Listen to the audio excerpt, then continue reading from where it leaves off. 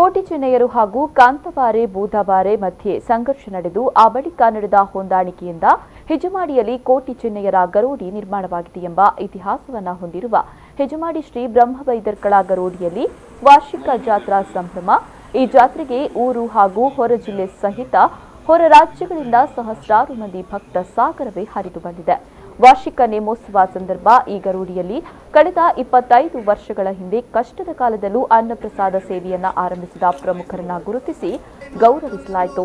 ಈ ಬಗ್ಗೆ ಮಾಹಿತಿ ನೀಡಿದ ಗರೋಡಿಯ ಪ್ರಧಾನ ಅರ್ಚಕ ಗುರುರಾಜ್ ಪೂಜಾರಿ, ಪ್ರತಿ ವರ್ಷದಂತೆ ಈ ಬಾರಿಯೂ ಬಹಳ ವಿಜೃಂಭಣೆಯಿಂದ ವಾರ್ಷಿಕ ಜಾತ್ರಾ ಮಹೋತ್ಸವ ನಡೀತಾ ಇದ್ದು, ಈ ಕ್ಷೇತ್ರಕ್ಕೆ ಕೇವಲ ಊರ ಭಕ್ತಾದಿಗಳು ಮಾತ್ರವಲ್ಲ, ದೇಶ ವಿದೇಶದಿಂದಲೂ ತಮ್ಮ ಇಷ್ಟಾರ್ಥವನ್ನ ಸಿದ್ಧಿಸಿಕೊಳ್ಳಲು ಜಾತ್ರಾ ಸಂದರ್ಭದಲ್ಲಿ ಆಗಮಿಸುತ್ತಾರೆ. ಭಕ್ತಾದಿಗಳ ಮೂಲಕ ಬಹಳಷ್ಟು ಅಭಿವೃದ್ಧಿಯನ್ನ ಕಾಣ್ತಾ ಇರುವ ಈ ಗರೋಡಿ ಭಕ್ತರ ಭಕ್ತಿ ಹಾಗೂ ಬ್ರಹ್ಮವೈದರ್ಕಳ ಶಕ್ತಿ ಕೇಂದ್ರವೂ ಹೌದೆನ್ನುತ್ತಾರೆ.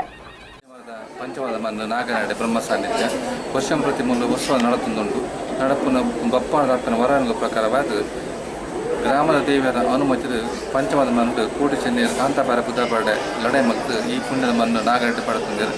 ಇತ್ತೆ ಮಸ್ತ್ ಭಕ್ತಿ ಸಾನ್ನಿಧ್ಯ ಅಭಿವೃದ್ಧಿ ಒಂದುಂಟು ಅಂಚನೆ ಈ ಸರ್ತಿ ಮಸ್ತ್ ಸದನ 34 ಲಕ್ಷದ ಅಭಿವೃದ್ಧಿ ಕಾರ್ಯ ಭಕ್ತರ ಇಷ್ಟ ಸಿದ್ಧಿ ಹಾಪುನು ಅಂಚೆ ದರಗುಳದ ಪ್ರಭುದ ಭಕ್ತಿಯರ ಬರ್ತದೆ. ಈ ಪುಣ್ಯದ ಮಣ್ಣು ಹೊಸದ ಕೊನೋದು ಸಂತುಷ್ಟರಾಗ ಬಂದರೆ ಖುಷಿಯ ಒಂದುಂಟು.